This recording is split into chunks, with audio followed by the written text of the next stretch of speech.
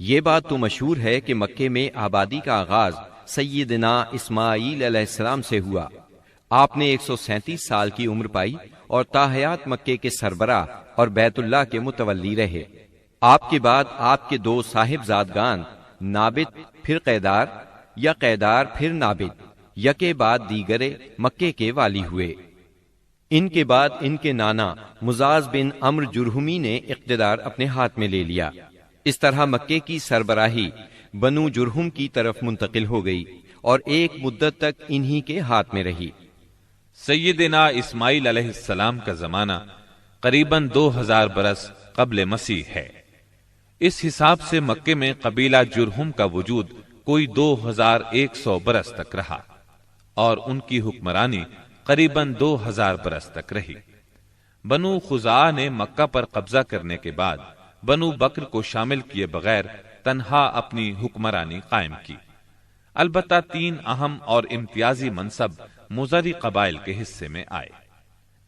Number 1، حاجیوں کو عرفات سے مزدلفہ لے جانا اور یوم النفر یعنی 13 ذی الحجہ کو مینا سے روانگی کا پروانہ دینا۔ یہ حج کے سلسلے کا آخری دن ہے۔ یہ اعزاز الیاس بن مضر کے خاندان بنو غوث بن مرہ کو حاصل تھا۔ یہ صوفہ کہلاتے تھے۔ نمبر 2، 10 ذی الحجہ کی صبح کو مزدلفہ سے مینا کی جانب افاضہ یعنی روانگی۔ یہ اعزاز بنو ادوان کو حاصل تھا۔ نمبر 3، حرام مہینوں کو آگے پیچھے کرنا۔ یہ اعزاز بنو کنانہ کی ایک شاخ بنو تمیم بن عدی کو حاصل تھا۔ مکہ معظمہ پر بنو خزاعہ کا اقتدار کوئی 300 برس تک قائم رہا۔ یہی زمانہ تھا جب ادنانی قبائل مکے اور حجاز سے نکل کر نجد، عراق کے اطراف اور بحرین وغیرہ میں پھیلے اور مکے کے اطراف میں قریش کی صرف چند شاخیں باقی رہیں، مگر مکے کی حکومت اور بیت اللہ کی تولیت میں ان کا کوئی حصہ نہ تھا، یہاں تک کہ قصی بن کلاب کا دور آیا۔ قصی نے مکے کا بندوبست اس طرح کیا کہ قریش کو مکے کے اطراف سے بلا کر پورا شہر ان پر تقسیم کر دیا اور ہر خاندان کا ٹھکانہ مقرر کر دیا۔ البتہ مہینے آگے پیچھے کرنے والوں کو نیز آل صفوان، بنو ادوان اور بنو مرہ بن عوف کو ان کے مناصب پر برقرار رکھا، کیونکہ قصی سمجھتا تھا کہ یہ بھی دین ہے، اس میں رد و بدل کرنا درست نہیں۔ قصی کا ایک کارنامہ یہ بھی ہے کہ اس نے حرم کعبہ کے شمال میں دار الندوہ تعمیر کیا۔ اس کا دروازہ مسجد کی طرف تھا۔ دار الندوہ دراصل قریش کی پارلیمنٹ تھی، جہاں تمام بڑے بڑے اور اہم معاملات کے فیصلے ہوتے تھے۔ قریش پر دار الندوہ کے بڑے احسانات ہیں، کیونکہ یہ ان کے اتحاد کا ضامن تھا اور یہیں ان کے الجھے ہوئے مسائل احسن طریقے سے طے ہوتے تھے۔ قصی کو سربراہی اور عظمت کے یہ مرتبے حاصل تھے۔ نمبر 1، دار الندوہ کی صدارت، جہاں بڑے بڑے معاملات کے بارے میں مشورے ہوتے تھے اور جہاں یہ لوگ اپنی بیٹیوں کی شادیاں بھی کرتے تھے۔ نمبر 2، لوا یعنی جنگ کا پرچم قصی ہی کے ہاتھوں باندھا جاتا تھا۔ نمبر 3، حجابت یعنی خانہ کعبہ کی پاسبانی۔ اس کا مطلب یہ ہے کہ خانہ کعبہ کا دروازہ قصی ہی کھولتا تھا۔ خانہ کعبہ کی خدمت اسی کے ذمے تھی، چابی بردار بھی وہی تھا۔ نمبر 4، سقایا یعنی پانی پلانا۔ اس کی صورت کچھ یوں تھی کہ حوض میں حاجیوں کے لیے پانی بھر دیا جاتا تھا، اس میں کچھ کھجور اور کشمش ڈال کر اسے شیریں بنایا جاتا تھا۔ حجاج جب مکے آتے تو اسے پیتے تھے۔ نمبر 5، رفادہ یعنی حاجیوں کی میزبانی۔ حاجیوں کے لیے بطور ضیافت کھانا تیار کیا جاتا تھا۔ اس مقصد کے لیے قصی نے قریش پر ایک خاص رقم مقرر کر رکھی تھی۔